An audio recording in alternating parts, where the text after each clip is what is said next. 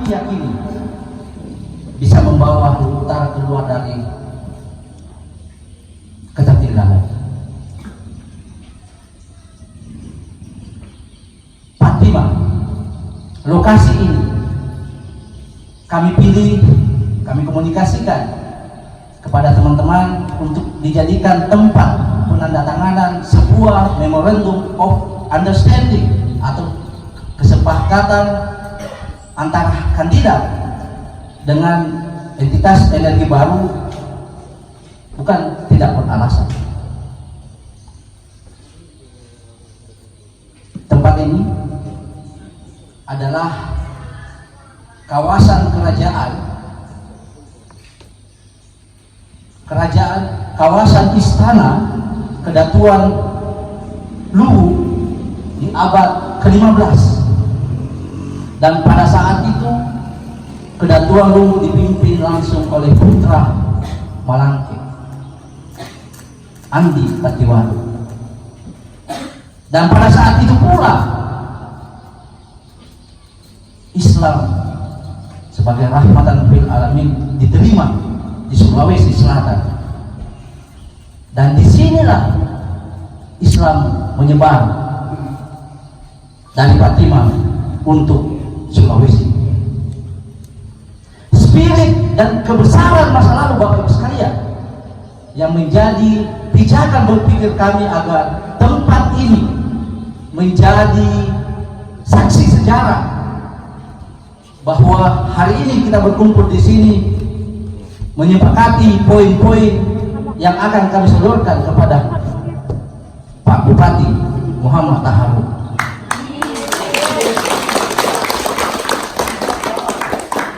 Melalui kesempatan yang berbahagia ini, saya akan membacakan poin-poin yang kami sebut piagam Fatima. Adapun poin-poin yang tertuang dalam piagam Fatima sebagai berikut. 1. Pertanian dan pedesaan menjadi sentra pertumbuhan ekonomi.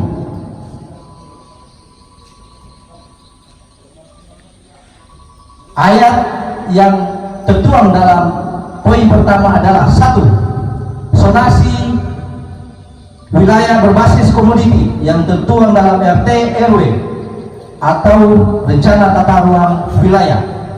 Yang kedua, mendorong kontribusi aktif lembaga ekonomi seperti Perumda atau Perusda, Bumdes, dan UMKM sebagai lokomotif peningkatan perekonomian masyarakat desa. 3. Mengembalikan kejayaan Jeruk Siam Malangke dengan mendorong pembangunan sentra pembibitan di Kabupaten Luwu Utara. Yang keempat, mempersiapkan Kabupaten Luwu Utara sebagai kabupaten 5 besar penghasil beras terbesar di Sulawesi Selatan. Kita akan menjemput ibu kota baru di Kalimantan Timur.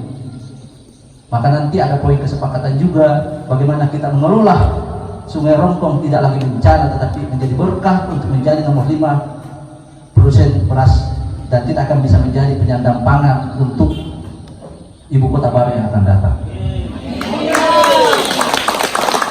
5. Menjadikan Luwu Utara sebagai Center of Excellence pengembangan kakao di Sulawesi Selatan. 7. Menjadikan Luwu Utara sebagai Kabupaten Walet. Mungkin selama ini tidak pernah dipikirkan bahwa komoditi walet adalah komoditi yang bisa membuat masyarakat sejahtera. Pagi tadi saya baru panen, jumlahnya kecil, hanya 43 sarang saja. Saya buat kecil-kecil. Kalau mau menginspirasi orang, kita harus juga melakukan. Saya baru panen 43 sarang, alhamdulillah dapat membeli gula-gula 3.900.000 rupiah. Teman saya ada yang panen 2 kilo, ada yang panen 30 kilo per 21 hari. Kalau 10 kilo dipanen per 21 hari, berarti petaninya bisa dapat, karena harga hari ini 10 juta, berarti 100 juta per 21 hari. Ketujuh, mendorong pengembangan pusat peternakan ayam, kerbau, dan sapi baik di tanah rendah, pesisir, sedang, dan dataran tinggi. Kita punya potensi yang sangat besar untuk itu. Kedelapan adalah kita mendorong Luwu Utara menjadi kabupaten penghasil tanaman porang terbaik di Sulsel. Apa itu porang? Nanti kita kampanye porang bersama Pak Bupati. Kesembilan, menjadikan Rongkong, Seko, dan Rampi sebagai sentra kopi dan sekaligus sebagai kawasan wisata agro-eco-forestry. Pasal 2 dalam Piagam Patimang adalah industrialisasi di sentra produksi sebagai berikut: mendorong didirikannya pusat pengolahan ikan dan hasil perikanan lainnya. 2. Mendorong berdirinya pabrik pengolahan jagung, pabrik pengolahan porang, pabrik pengolahan sarang walet, dan industri pengolahan lainnya berbasis potensi. Yang ketiga, mendorong terwujudnya iklim yang kondusif bagi pelaku usaha di sektor budidaya kelapa sawit. Petani untung, investor untung. Jangan kita mencoba menari-nari di atas penderitaan investor, apalagi menari-nari di atas penderitaan petani. Pasal 3, konektivitas infrastruktur yang adil. Sebagai Wijaya Tumangke, spirit kami adalah bagaimana mendorong pemerintahan Pak Tahar 5 tahun ke depan adalah membangun jalur lintas luar atau lintas pesisir. Bagaimana Lamasi Timur, Malangke Barat, Malangke, dan Sukamaju tembus menjadi Trans Sulawesi, bahkan transnasional.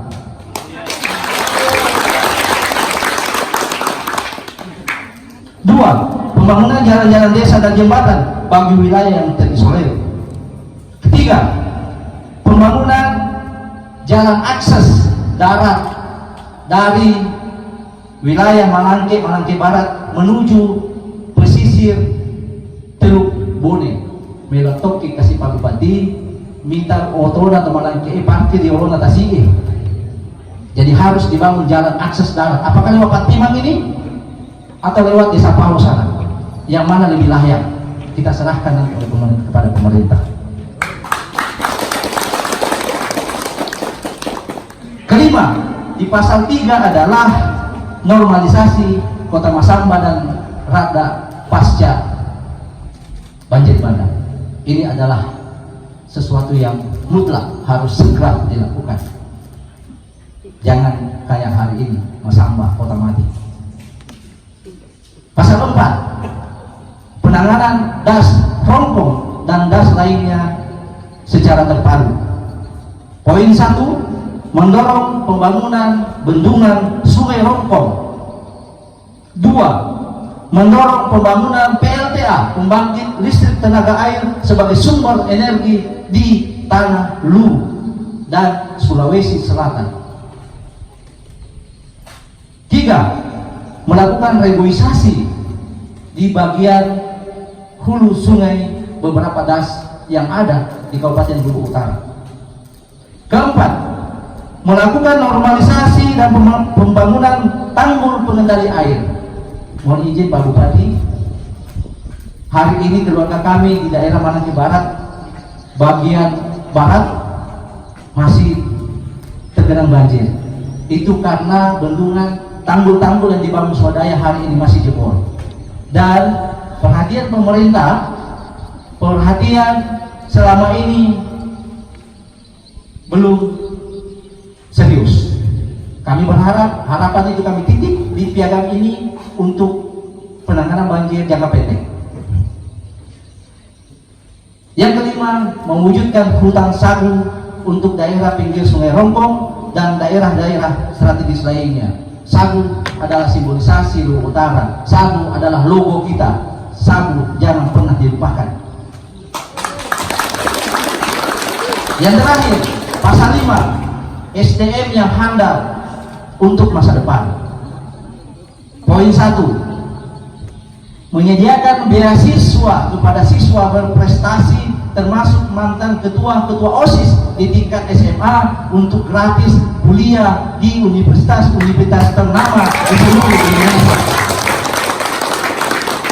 Terima kasih. Komitmennya adalah setiap mahasiswa yang dikirim ke Universitas Indonesia, ke IPB, UGM, tanda tangan dengan Pemda kembali mengabdi untuk Luwu Utara. SDM unggul keluar universitas hebat, kita dedikasikan siap memimpin SKPD untuk Luwu Utara lebih baik. Yang kedua, mendorong terbentuknya universitas dan atau mendorong kelas jauh universitas untuk dibuka di Luwu Utara ini, sehingga adik-adik kita bisa kuliah sambil bekerja dan membantu orang tua di kebun. Yang ketiga, mendorong pembangunan asrama mahasiswa, asrama pelajar di Kota Makassar berbasis kecamatan. Saya alumni asrama mahasiswa Malangke di Jalan Tua Daeng 3, tetangga saya biasa ke sana. Saya barusan hari ini terima foto dari grup keluarga Malangke Raya, kondisinya sangat memprihatinkan Pak Bupati. Lokasi itu cukup luas untuk jadikan asrama tingkat 3, tingkat 4 untuk bisa menampung mahasiswa Malangke bisa sampai 50 orang. Tanahnya cukup luas. Ini harapan-harapan kami.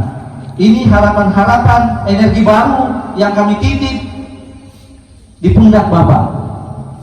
Dan kami akan berjuang menyatukan energi semangat sumber daya untuk bagaimana membawa Luwu Utara keluar dari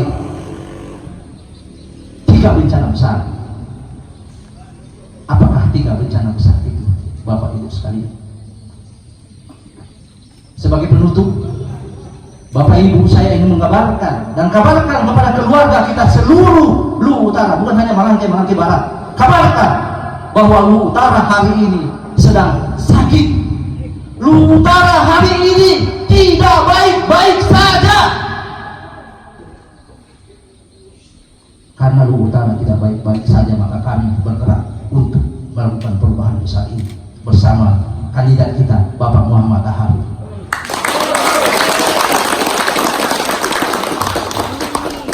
Apakah 3 bencana besar itu? 3 bencana besar itu yang membuat Luwu Utara terus terperosok adalah: 1, bencana kemanusiaan.